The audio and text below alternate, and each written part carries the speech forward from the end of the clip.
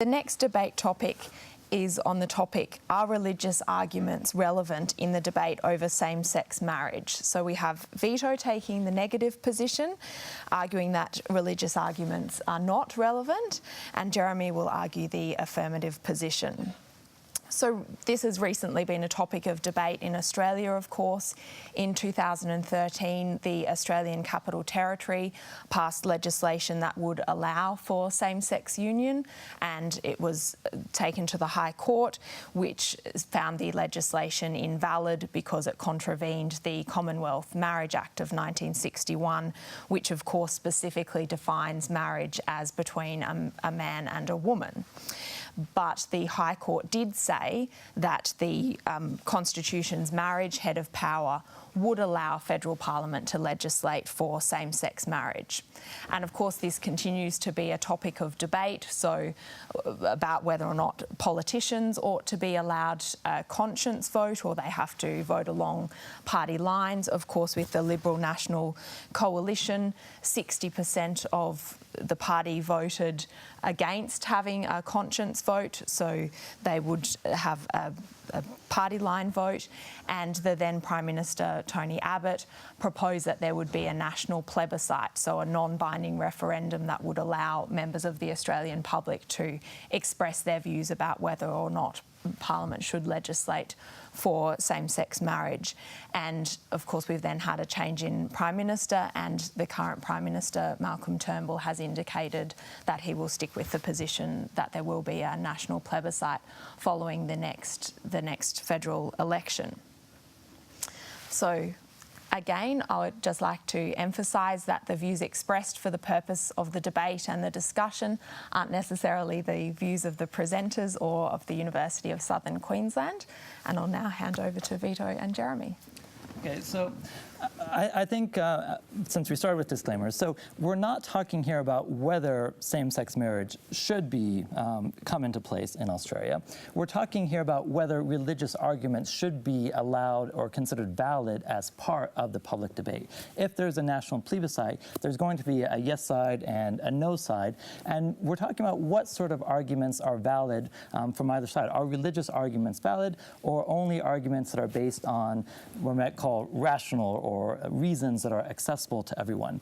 So here we're really discussing in a major way the famous views of John Rawls, who said that the only arguments that should be part of public debate are those that are based on reason, because they are in principle accessible to everyone, and that arguments based on religion or revelation should not be part of public debate because they can only appeal to people who have already accepted the underlying premises of that religion. So I'm arguing against the Rawlsian position here and saying that religious arguments should be considered a valid part of public debate on same-sex marriage.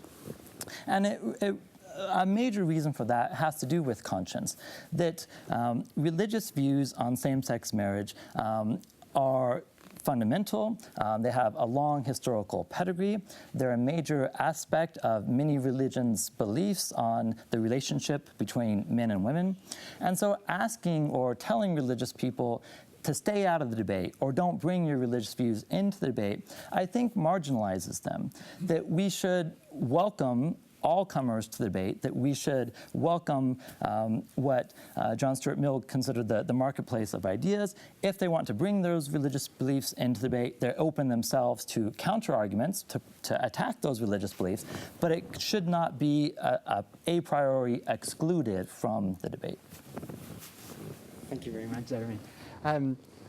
My position is that religious narratives in political debate has to be taken with a pinch of salt, and the reasons for that are first about the role of the public debate. The role of public debate is to extract rational narratives, and those rational narratives will support the legislations. That legislation is depending on their validity and their legitimacy on the rational underpinning of the political rational underpinning of that legislations. Now, there are two aspects of religions which has to be taken in consideration. One is the set of beliefs. Those set of beliefs are dogmatic and they cannot be challenged in the political arena because they represent a manifestation of what that individual think is or what she thinks she is. There are derivative narratives which are attached to that, which are based on rationality. Now, there is an aspect of religious thinking which we call theology, for most part, or Christian believers so, and the same situations with different names from Muslims, for instance. Those narratives are based on rational thinking. Those narratives are welcome in the political arena because they produce narratives for doing something or for denying the do of something. Okay. That kind of narratives are acceptable. What is difficult or is difficult to conceive as part of a modern deliberative activity is an argument based on pure religious assumptions, okay, so dogmatic assumptions which cannot be challenged. There is a question whether those kind of narratives can actually produce a debate because they are their own positions made on what people are, not what they think we should do. And the second bit is what are the arguments which in the past, or what kind of narrative which has been taken from that very strong set of beliefs. And so we are talking about Muslim doctrines and Christian doctrines. Some of the stances which were derived from those narratives persecuted individuals who have different gender preferences. And this went on for centuries. Now, I don't say that those narratives can produce a theological narrative which are based on rational argument. They might so, but we have to also assume that there is a dark side attached to those beliefs. And Western modern democracy for a very long period of time have used rational narrative which were based on the assumption to discriminate against homosexuals, for instance. So the decriminalizations in most of Western societies of homosexuality, male homosexuality, is something recent. So we speak about 1960s and 1970s. And now we discovered that that was a criminal, a criminal persecution for something which can be associated to what one individual is, not what he did. Okay? And now there is sufficiently clear that those who are, they are not only between Homo sapiens, but for other species, they are individuals or animals who have homosexual tendencies, and those are inbred on them.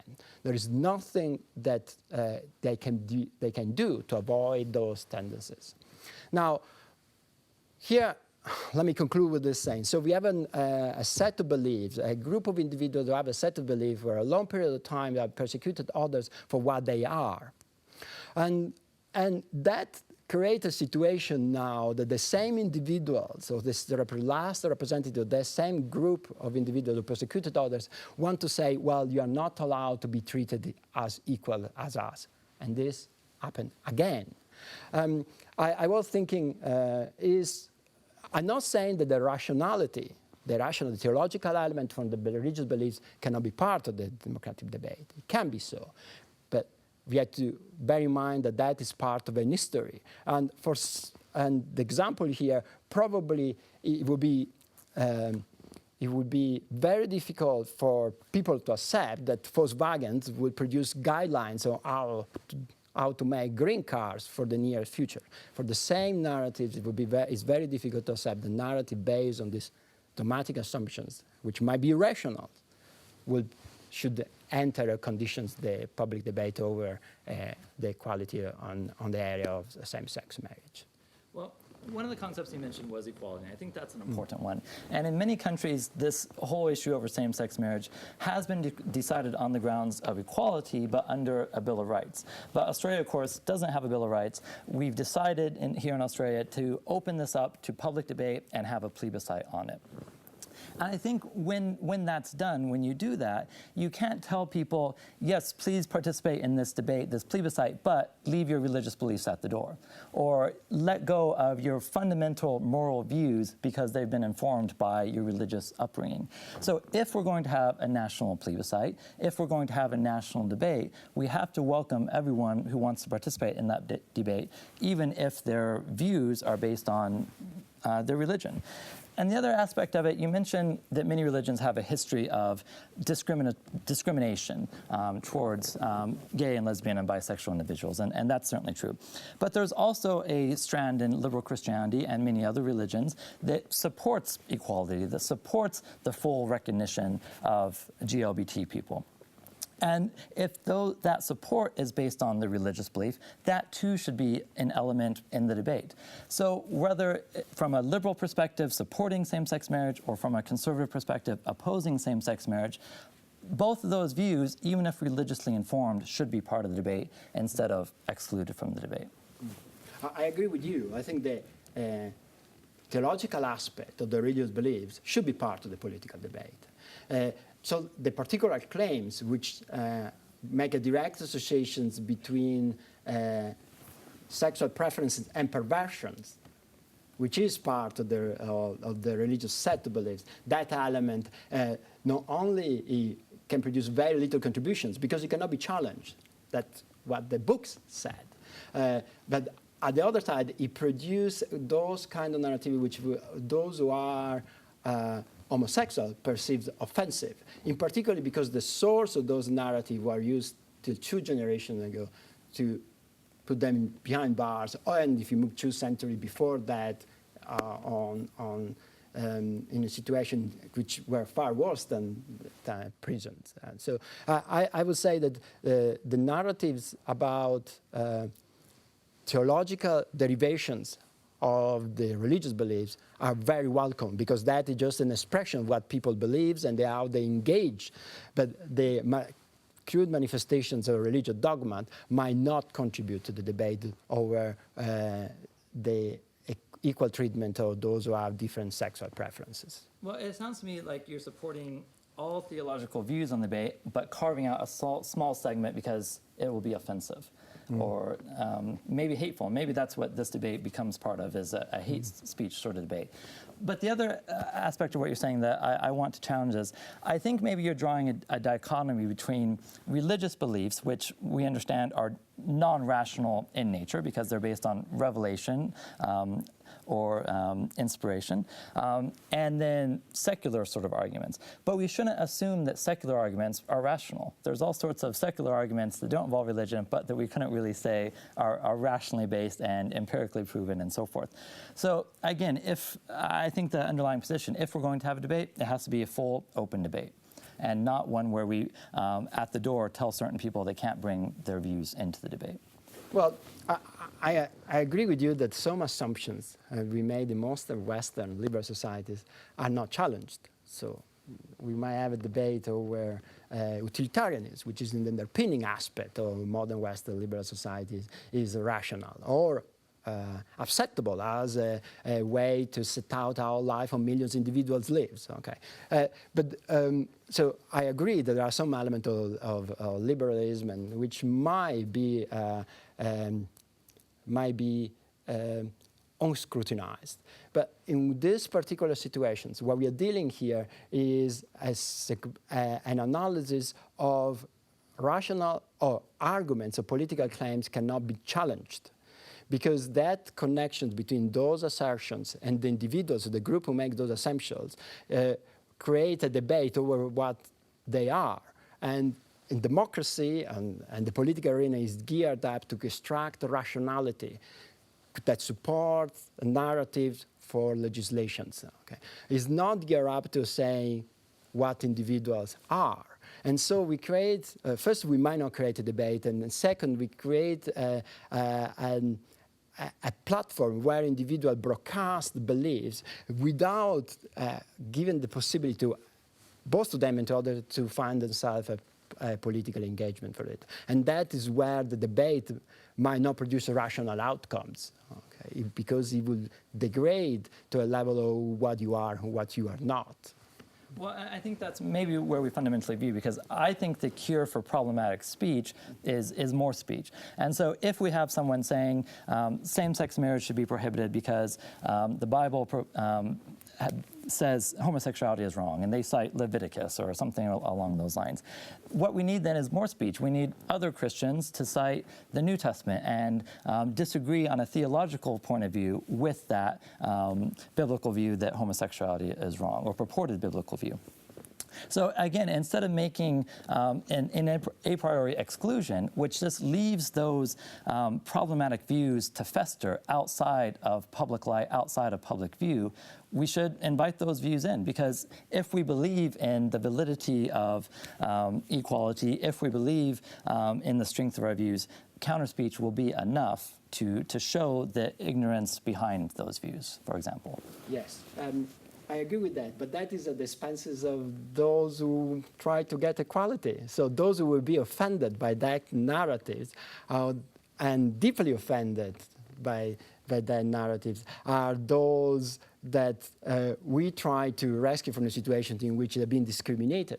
So it will be a kind of narrative which again may be made against a minority, in saying that we allow individuals to engage on narrative which are based on irrational assumptions which till yesterday were used to discriminate them. And that kind of narratives is implausible. First, because we live in societies which are not debating every single issue that has been discussed in the past. We had to assume that some of the debate which were engaged in the past about equality, sexual preferences, are being engaged. We know that we had to be respectful of people's sexual preferences because there is nothing we can do about that things. That is what humans are. So moving back, try to allow a narrative which try to move back the debate of what would be the role of homosexuality to the 11th centuries might not be the best way to contribute to the debate, and is also might produce quite few consequences on those who are being discriminated by the same narratives. Well, and that's why I think as a legal and political system, we can and should strive for equality, but we shouldn't strive for preventing people from being offended. Even if we are very sympathetic, even if we know that it's a minority group who has historically been discriminated against in quite odious ways in Australian history and in the history of every country in the world, we can't prevent the offense. LGBT people have been offended in the past. In this debate, they're going to be offended again. But that is where the cure of preventing the offense is far worse than the harm. To try and set these as exclusions to limit the freedom of speech of people who would otherwise participate in this debate because their religious beliefs might be considered offensive. And I think there is an assumption in your narrative that the debate might produce the result of equality. But the reality is that we really don't know what is the result of the debate. So this might be another situation in which individuals who might be explicitly or implicitly discriminated are to come forward with their narratives. And the result of their narrative will be opposed by assumptions which might be easily digested by the political arena. By making a reference to aspects which we know are not part of a modern liberal societies. And the result of all this debate would be that nothing has changed. So individuals who have different sexual preferences will be still treated as part of a deviant community. And so your narrative will say, well, we challenge this narrative, we're making them in the open, and that will show that they are irrational. That the price, first, we are not paying the price if you are not part of that community. So we make someone else pay the price for it. And on top of it, the result of that activity might not be an assertion of equality. So it seems to me that you cannot have it both ways. You can say we can use the democratic arena to produce rational decisions, but we allow all sorts of narrative within that, and that is okay because that would be the result of it. I'm not sure it would be. I think it might produce the narratives coming from ideology and might actually produce a result which is not entirely in favor of equality and equiponing of treatments. Well, I think we're in agreement there that there is no guarantee when you put an issue of fundamental human equality like this to democratic debate. You don't know what the outcome is going to be. It's very possible that this plebiscite, that the people will vote no. But there's nothing we can do about that. We are going to have the debate, and the question is what arguments should be allowed in the debate. And if we already had this commitment to equality, hopefully it would have been decided through Parliament or in some other avenue. But if we're putting it to debate, like every democratic debate, when we start making exclusions on what views can and can't be there, that's where we get to this very problematic slippery slope. And even though I'm quite sympathetic to this gay and lesbian bisexual minority, if we put constraints around what the debate over their future can be, what other constraints are we going to put over the future of other people in other debates? And that's where we get this problematic aspect of line drawing. It's much safer, it's much more in accordance with liberal democratic tradition to not set these constraints and let these arguments fall where they may, even though there's going to be some very hurt feelings coming out of it.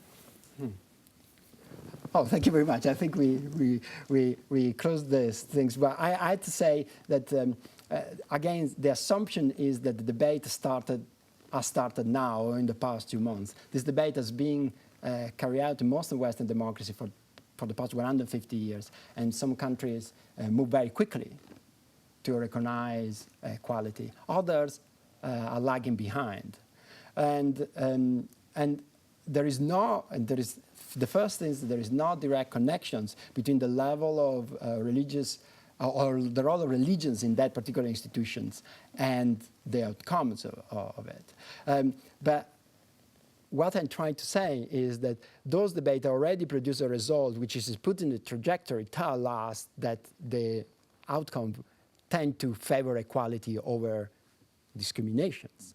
Now, to have the debate against move backwards to those decisions, given that the trend has already been set out, to me is to create a burden of individuals which do not need to carry. And so I would against, and this is just the limitations, just on the religious narrative, which are just based on textual narrative, which can be quite discriminating and associating sexual preferences with perversions, for instance, or they provide criminal sanctions or quasi-criminal sanctions for these individuals. And certainly they provide religion sanctions, which goes behind that.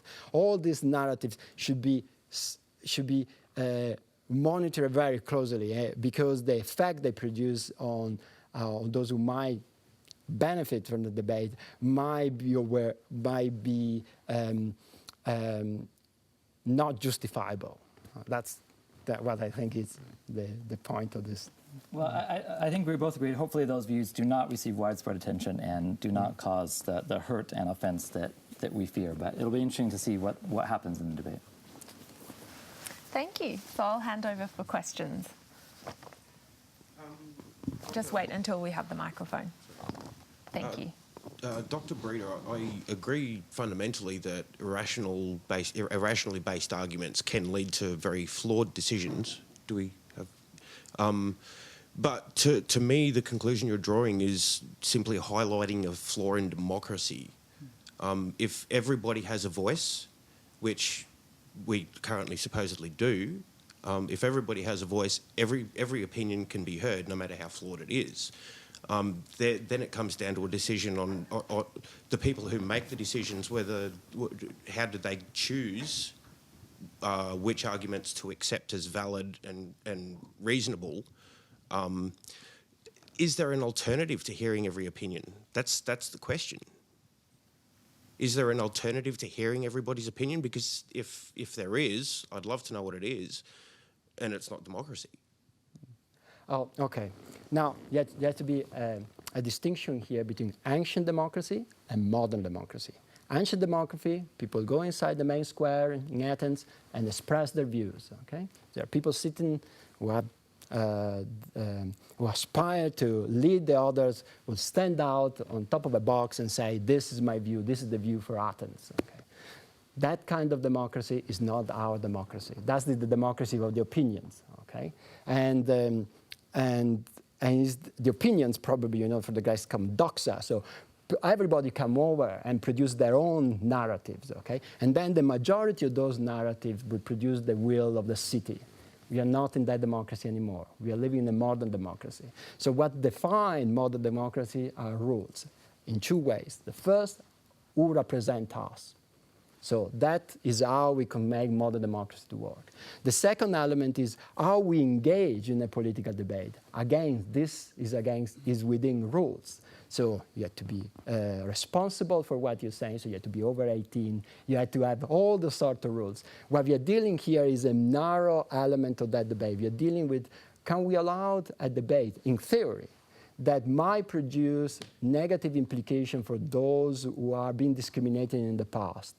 And my narrative is that I said, well, no, we have to be very careful on how we set the limits of that debate, because some of the narrative which come from the past, we know have produced negative implication for those individuals. Now, till the 1900 or till the 1800, narratives about evolutions were used to produce arguments about segregations.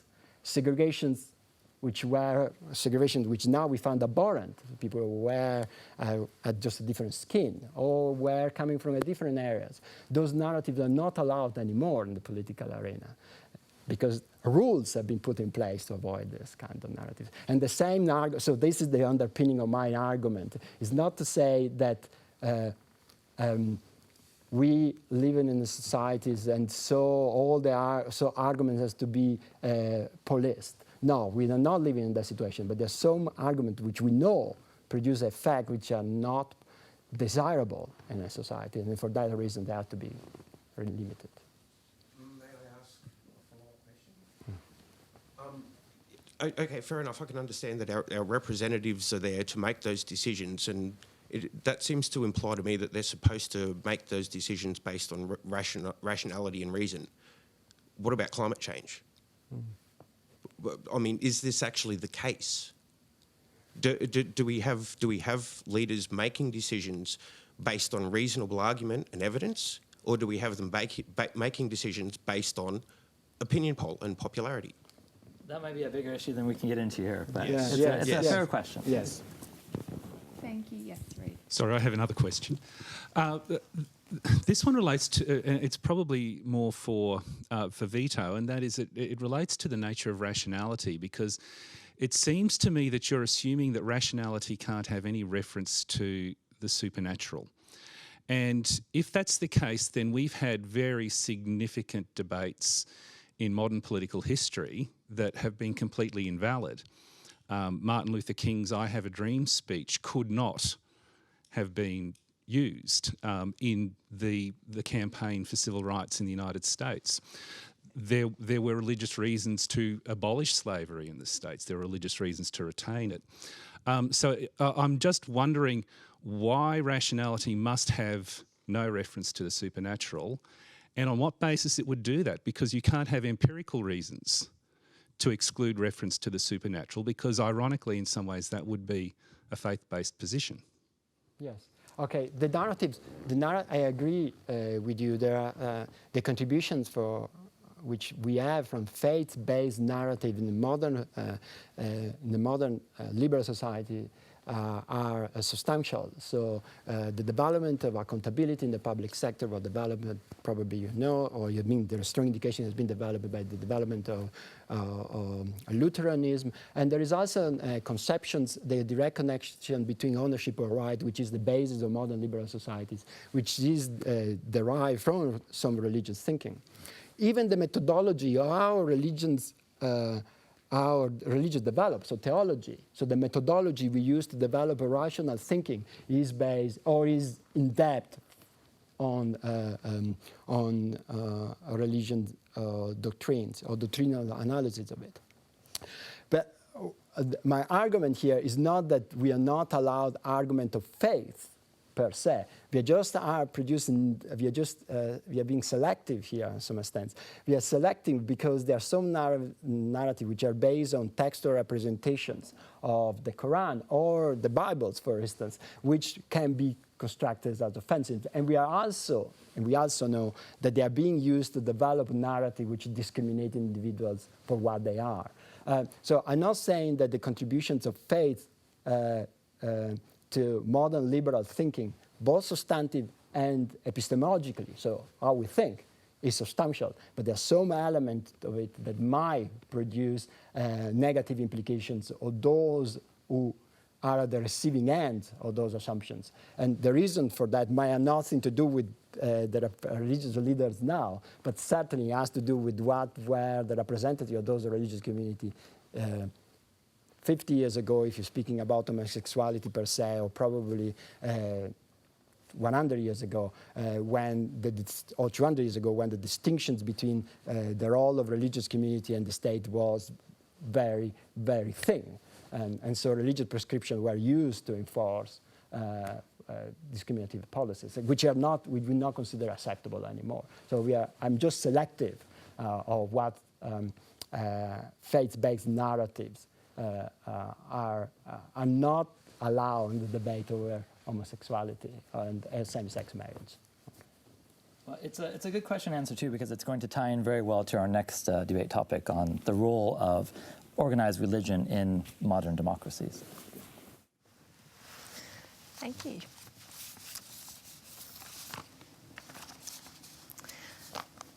I should also ask, has anyone changed their mind or their position as a result of the debates or the questions afterwards? I see a couple of people So who are a few, close. yep. Yeah, we will see them. We see them when the debate, they don't know why they changed their mind, or we don't know why they changed their mind. You can perhaps tell them afterwards whose arguments you preferred.